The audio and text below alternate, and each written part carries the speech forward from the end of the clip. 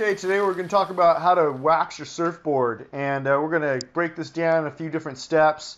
We're going to start off by talking about how to choose the best wax, the types of wax combs, the process of removing old wax from your surfboard, and then basically how to apply your wax to your surfboard. So I'm going to pull my board out of the bag and get it ready so I can begin the process.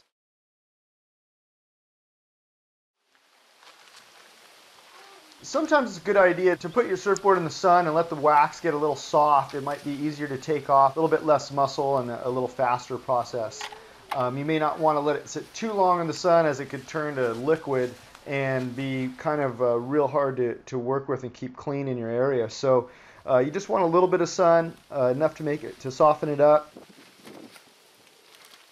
And then from there you can begin the process. And so there's a couple different kind of wax combs you can use.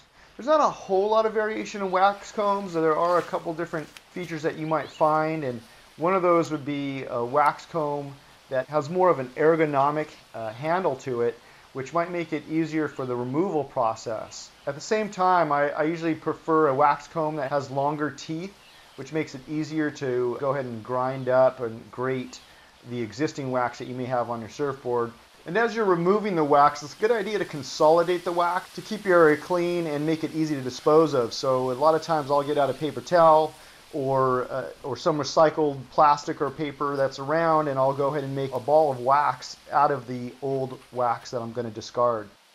And when you're going to put wax on your surfboard, one thing to keep in mind is choosing a wax that is good. There's a lot of surfboard wax on the market these days, and some of it works and some of it doesn't really work so well. So you want to pick a wax that is sticky. If your wax is put on and it makes and it covers your board, but yet it doesn't have much of a stick factor to it, or possibly loses its stickiness factor with 1 or 2 sessions, then it's probably not the wax for you. Today I'm going to use some Sticky Bumps.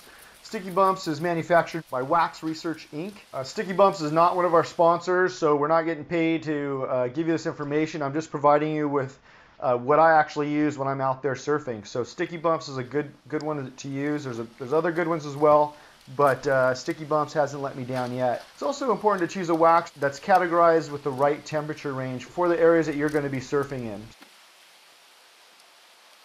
So if you're in a tropical region, of course, you'd be using a tropical wax, and that's going to have a stickiness factor or a factor of not melting as easily in warmer weather. In Southern California here, it's pretty much cold and cool. So in this case, I'm using a cool wax. Cool wax is a good one in Southern California. It'll actually work in a couple different conditions and might not fall apart when it's too warm, and it might still work when it's cold. So I tend to use a lot of cool wax in many of the different seasons. And there's a little bit of marketing factor with wax. A lot of times it comes in a different scent. So right now I'm working with some bubble gum. That always gets your senses going. When preparing to apply new wax to your surfboard, you want to draw out the best coverage area for your stance and your surfboard. And as a general rule, I'd probably say it's safer to overestimate the coverage area. The last thing you want to do is be out there catching the perfect wave and all of a sudden your foot's in a little bit different position and you slip and fall and are unable to recover. So it's hard to lose when you go with a little extra wax on your board, and can also help you avoid injury. Slipping on your surfboard is a common cause for pulling muscles and injuring ankles and knees and legs. So I like to draw out my front foot area on the deck of the surfboard. And I actually draw out a little section that's right above my foot pad on the tail of the surfboard, as well, as sometimes my back foot might need to adjust depending on the wave and depending on the situation. And I tend to put a little bit extra wax in a section that's actually beyond where my front foot might rest in most cases, and put it up in the area where the deck starts to transform into the nose of the board. This sometimes gives you a little extra insurance for your stance. It's also good for doing aerials, as many aerialists tend to go with a wide stance. The last tip to consider would be to add a thin strip of wax on the rails along the nose of your surfboard, as it helps with duck diving and getting a better grip.